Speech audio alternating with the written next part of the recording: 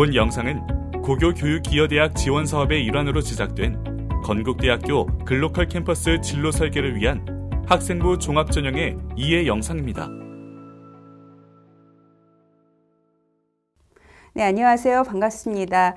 저는 녹색기술융합학과 주진희 교수입니다.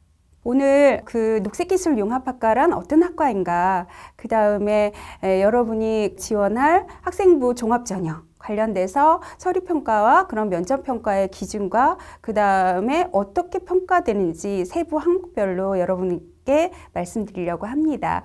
우선 첫 번째로 녹색기술융합학과는 어떤 학과인가 궁금하시죠?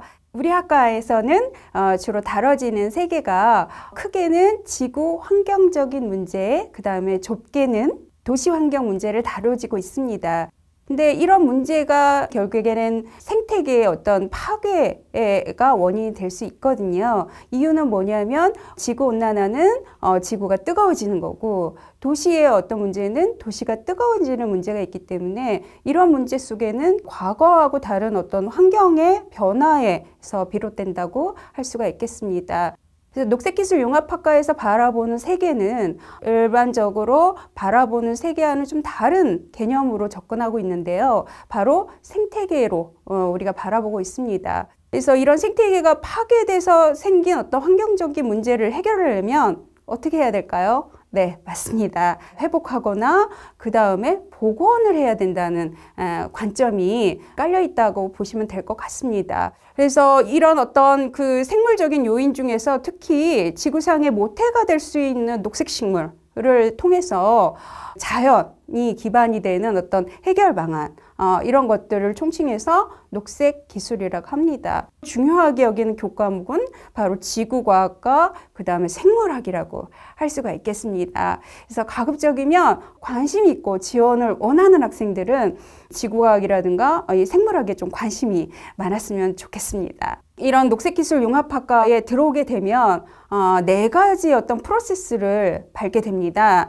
계획, 그 다음에 설계, 그 다음에 시공, 그 다음에 유지관리, 일련의 프로세스를 밟기 때문에 현장에 적합한 어떤 실무 능력이 뛰어난 그런 인재를 양성하는 데 포커스가 주로 맞춰져 있다고 보시면 될 것 같습니다. 자, 그럼 여기까지가 녹색기술융합학과의 어떤 소개이고요. 두 번째로 학생부 종합 전형 중에서 코지토 자기추천 전형이 있습니다. 여기 평가의 어떤 영역은 크게 네 가지로 나눠져 있다고 보시면 될 것 같고요. 그 중에서 포커스를 맞춘 항목에는 다음과 같습니다. 근데 보시면 알겠지만은 인성 영역 역량과 그 다음에 지식 탐구 역량의 퍼센테이지가 굉장히 높다는 걸 알 수 있죠. 예, 맞습니다. 입학해서 들어왔을 때 이 학생들이 얼마만큼의 교과 과정을 잘 밟을 수 있고, 그 다음에 자기 발전 가능성이 있을까, 이런 것들을 주로 보기 때문에 반영 비율이 높다라고 볼 수가 있겠습니다. 그러면 하나하나 좀 자세하게 살펴보도록 하겠습니다. 학생부 종합 전형은 크게 두 가지로 나눠집니다. 교과, 그 다음 비교과 영역이 있다고 볼 수가 있겠습니다.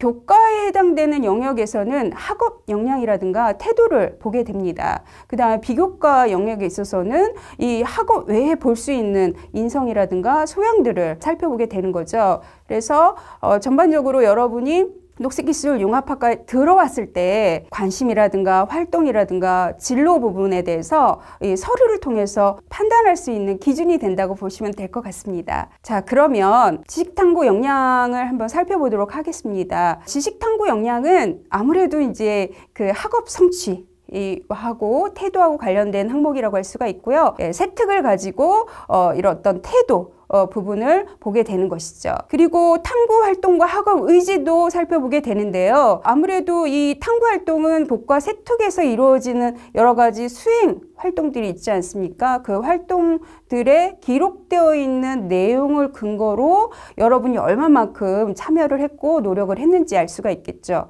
그 다음에 의지라고 하는 거는 스스로가 뭔가 공부하려고 하는 의지를 볼 수 있는 게 바로 수상과 독서 활동이라고 할 수가 있겠습니다. 네, 그래서 서류평가 사례를 보게 되면 아무래도 학업 성취도를 볼 수밖에 없습니다. 특히 주요 과목에 있어서 여러분이 학년별로 추이가 어떻게 바뀌는지에 대해서 좀 주목을 하게 되죠. 그래서 가급적이면 좀 상승되는 추이를 보이는 학생에게 긍정적인 평가를 내릴 수밖에 없고요. 수치 외에 다른 부분에 대해서는 교과목 세특을 참고할 수밖에 없습니다. 탐구활동과 학업 의지는 앞서 말씀드렸지만은 전공 관련된 교과목이 생명과학과 지구과학이라고 했을 때 교과목 관련된 어떤 활동이라든가 그 안에서 녹아져 있는 학업 의지를 저희들이 보게 되는 거죠.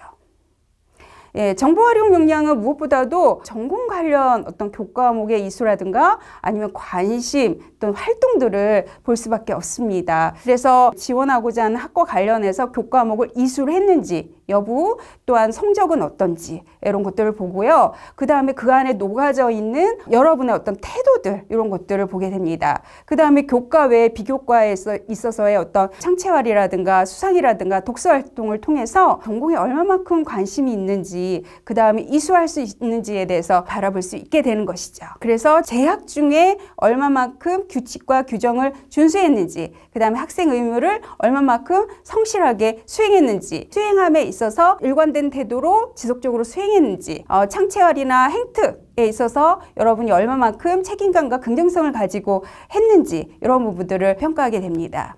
네, 글로컬 역량은 종합적으로 말씀드리면 협업 능력과 얼마만큼 다른 사람을 위해서 나누고 배려하느냐에 대해서 살펴보게 됩니다. 그래서 주로 교과 세특이라든가 아니면 창체활이라든가 봉사활동을 통해서 평가를 하게 되죠.